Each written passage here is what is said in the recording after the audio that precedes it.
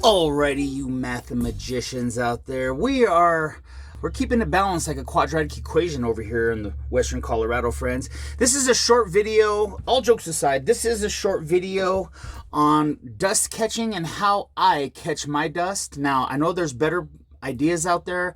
I know that sometimes there's people have used pieces of canvas or material that they attach to their bench, and then it creates like a sleeve, and you attach it to your body, and then it's like a net of material that catches all your shavings and pieces that might drop. But I know that sometimes people get up to move to their other area of their shop, and then they forget they're attached, and then everything goes flying. And sometimes we get so caught up in the details of our work that we forget some of the things that are around us as far as being. So I know there's a lot of great ways to collect your dust and little pieces that fall, because we know as jewelers we spend a lot of time on our hands and knees looking for pieces of silver, small pieces, and they never land. Like if you drop it here, you need to be looking over here and over here, because it's never going to land. It's never going to stay where it landed. So guys, I just wanted to share my method of how I collect dust. So guys, what I use is, if you guys can see, I'm going to go ahead and move this right here. It's a little red disc, and it's made out of plastic, and I can't remember where I purchased this, if it was Walmart, but it's like a serving tray disc, a little one of these guys, and it has, I don't know if you guys can see that, but it has edges, and the pieces, when pieces fall into it, they often kind of bounce around in here, but sometimes they bounce out. But this is really more about for dust than anything else, and I try to remember to empty this once in a while, and sometimes I forget, and then I accidentally step on the corner. The hazard is if you accidentally step on the corner, then it goes flying, and then it really makes you mad. But I haven't done that in a while, and I've gotten better at being cognizant, is that a big word, of this being down there. So I just put it down between my feet when I'm sawing, and all the dust just falls right into it. I'm sure some dust goes around it, but most of it goes in there. Guys, I have to empty this often. I have to empty this often, so it's obviously working. This is something that I need to do, and I thought I need to do this right now. So let's bring Juanitosville with me to see how I kind of do this. Now, this needs to be re-sieved, but this is my dust bowl, and look at all that. That's a lot of dust, guys.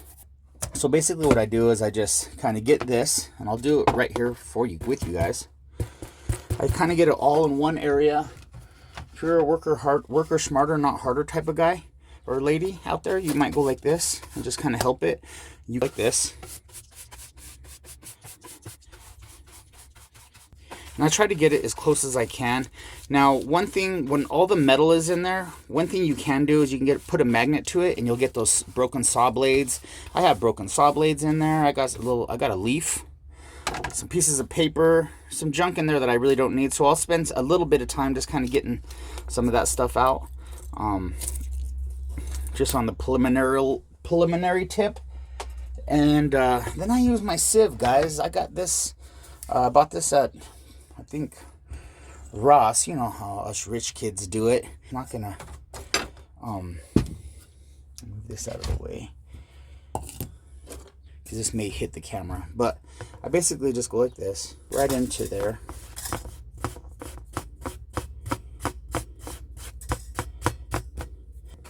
The very last of it.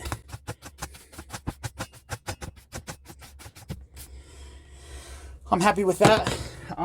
Then I'll just put it back under there. Then I'll give it a little one of these numbers. And I'll take this and I'll just put this in my scraps. And by the way, guys, this is my scrap bowl. I originally just had, well, now that I ruined it, now I have this. This is new. I got this at the Salvation, at the Goodwill. And it has like a little stand to it. You guys can see that. And I put my melt stuff in them from melt. I put it there, and then the rest of my scraps I put under here. I got a bunch of goofy things in here. You guys can see I got a Mickey Mouse head. I got a fork. Got some old earrings that somebody gave me that they want me to they just gave them to me. Said, yeah, melt it down. I got some old bezels, piece of wire that I was rolling out, that half round that I'm working on, some handles, pieces of saw paper, whatever, you know, just stuff that you might want to. From this episode right here, I use this to texture a backplate on design. And some pieces of wire. You never know what you need, guys. I just got a little bit of everything in here. And I'll go through at some point with my tweezers and pull out some big pieces and melt it down or turn it into something else. But I'm opening this right here, guys, so that I can put this guy back in there, because I messed it up. I try to keep only silver in here, but I do have some pieces of copper and some jeweler's brass. Fill it. So now I have 2 tiers. Noble Art Dimensions, thank you so much. I'm still got plenty of those. So you can keep things a little bit separated. And plus, you know, when you have a tight jeweler's bench, guys, you're often strapped for space. You're strapped for space, so just wanted to share that with you real quick. But yeah, guys, this dust, now I can just put the dust on my stuff and then texture it. This needs to be cleaned again, probably sieved again. I don't know how this other stuff gets in there. I throw stuff everywhere like a wild person.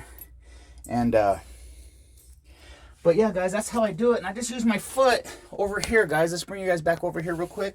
And I just use my foot, do my saw work, and then kick it to the back corner where I can move around without hitting stuff.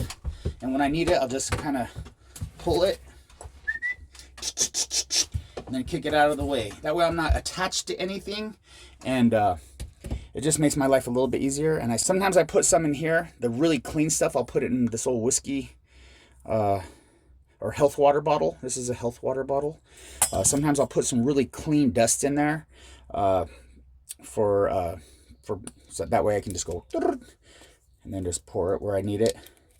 But typically I don't, guys. I just go like this, and whatever impurities are in there, it usually gets melted off. I do a lot of fusing, so that's what I use. So guys, one of these, doesn't hurt to have one of these guys in your shop just to clean up little areas. I use it quite often just to keep house, and just hang this up out of the way. But yeah, that's pretty much how I collect my dust, and I hope you guys might share some techniques on how you guys collect your dust. Maybe you guys have better ideas than I do.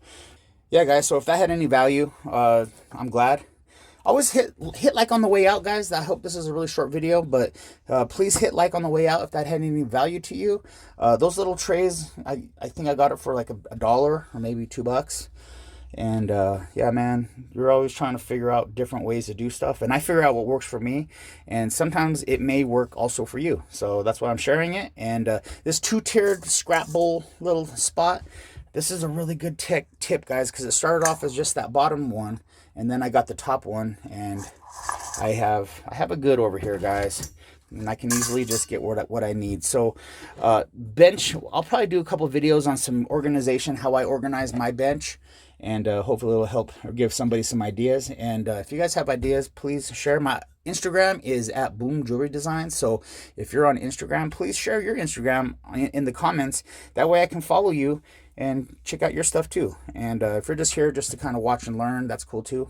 So yeah, guys, hope you guys are having a wonderful summer. It is the end of July, and I'm gonna go out and get some fresh air and continue on with my day. So I hope you guys are keeping it balanced like a quadratic equation, friends. You know what it is. I'm Benny. I'm out.